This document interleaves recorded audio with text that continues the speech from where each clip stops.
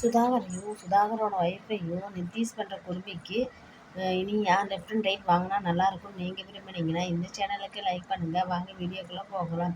சுதாகரும் அவங்க ஒய்ஃபும் நித்தீஷ் ட்ரிங்க்ஸ் பண்ணுறத மறைக்க நினைக்கிறாங்க. ஆனால் இருந்தாலும் இனியா கேட்டுடுறா, உங்கள் பையன் ட்ரிங்க்ஸ் அடிச்சிருக்காங்கன்னு எனக்கு நல்லாவே தெரியுது. ஆனால் நீங்கள் எதுக்கு இப்படி மறைக்கிறீங்கன்னு தெரியல. நான் நித்தீஷை பார்த்து பேசணும் அப்படின்னு சொல்லி இனியா கேட்குறா. ஆனால் நித்தீஷோட அம்மா பார்க்கவே விட மாட்டேங்கிற. உன்னால் தான் அவன் இந்த நிலைமைக்கு ஆனதே காரணம். நீ கல்யாணம் பண்ணி அவன் நல்ல முறையாக தானே சந்தோஷமாக தானே வச்சுருந்தான்.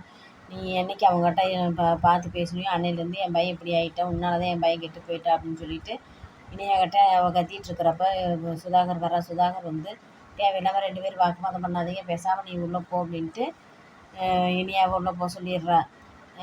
அவன் ஒய்ஃபுக்கிட்ட நீயே ஒழுக்கமாக பையனை அடக்கி வை, இனியாவுக்கு இதெல்லாம் உண்மை தெரிஞ்சு முதல்ல இப்படி இருக்கான்னு சொல்லி தெரிஞ்சுதுன்னா அவனோட வாழ்க்கை வீணாக போயிடும்.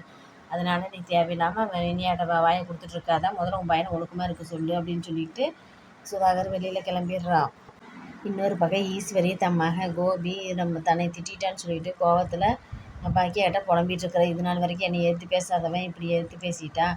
நான் அவன் நல்லதுக்கு தான் பேசினேன், இப்போ அவன் புரிஞ்சுக்காம என்னை இப்படி பேசிகிட்டு இருக்கான், நீங்கள் யாருமே அவனை பார்த்துக்க மாட்டேங்கிறீங்க அப்படின்ட்டு கோவிச்சுக்கிட்டு சாப்பிடாம போய் ரூமில் உட்காந்துக்கிறான். ஆனால் நான் தான் செஞ்சது தப்பு தான் சொல்லிட்டு கோபி மன்னிப்பு கேட்க கதவை தட்டுறப்ப கதவே திறக்க மாட்டேங்கிறான்.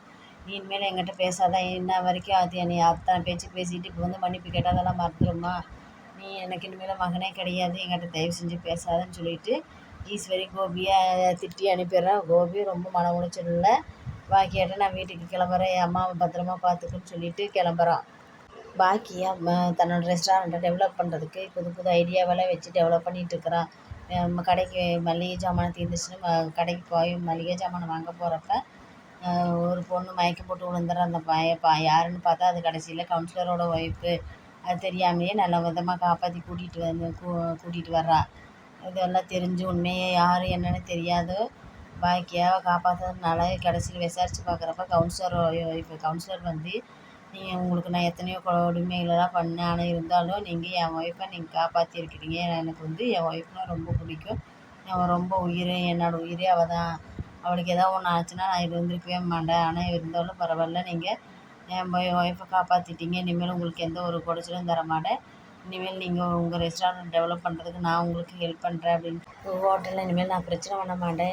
என்னால் உங்களுக்கு எந்த ஒரு கெடுதலும் வராது. இனிமேல் உங்கள் ஹோட்டலை டெவலப் பண்ணுறதுக்கு நான் ஹெல்ப் பண்ணணும், தனியாக உங்களுக்கு துரோகங்கிறது பண்ண மாட்டேன். என்றைக்கு என் பொண்டாட்டியை காப்பாற்றினீங்களோ அதுலேருந்து நான் திருந்திட்டேன் அப்படின்னு சொல்லிட்டு கவுன்சிலர் பாக்கியா கிட்ட மன்னிப்பு கேட்குறாரு. பாக்கியாவும் நான் நீங்கள் உங்கள் ஒய்ஃபுன்னு சொல்லி நான் காப்பாற்றலை, எனக்கு ரோட்டில் மயங்கி கிடந்தாங்கன்னு சொல்லி நான் காப்பாற்றினேன், அவங்க இப்போ நல்லா இருக்காங்களான்னு நல்லா இருக்காங்க. இனியா பாக்கியாவுக்கு கூப்பிட்டு ஃபோன் பண்ணி பேசிகிட்ருக்கேன். என்ன ஆச்சு இனியா, நல்லா இருக்கேன்னு சொல்லி கேட்குறப்ப நல்லா இருக்கிறாம்மா, நித்தீஷ் வேலைக்கு போயிட்டாருன்னு தெரியலம்மா, நான் நேரத்தில் கிளம்பி வந்துட்டு அவர் இன்னும் கிளம்பி போனாரா என்னன்னு தெரியல, நான் ஃபோனும் பண்ணல, எனக்கு வேலை பிஸியில் பண்ணல அப்படின்னு சொல்லிட்டு பாக்கியாட்ட இனியா சொல்கிறேன்.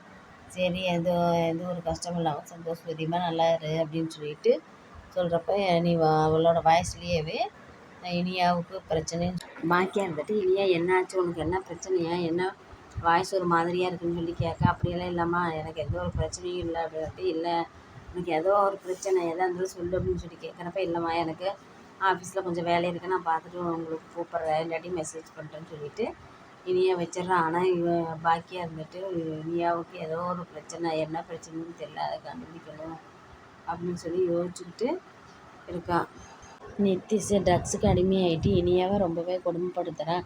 இந்த கொடுமையெல்லாம் பாக்கியாவுக்கு தெரிஞ்சு பாக்கியா கவுன்சிலர் மூலிமா போய் நித்தீஷை அரெஸ்ட் பண்ண வச்சு லெஃப்ட் அண்ட் ரைட் வாங்கினா நல்லாயிருக்கும் அப்படின்னு நீங்கள் விரும்புனீங்கன்னா இந்த சேனலுக்கு லைக் பண்ணுங்கள்.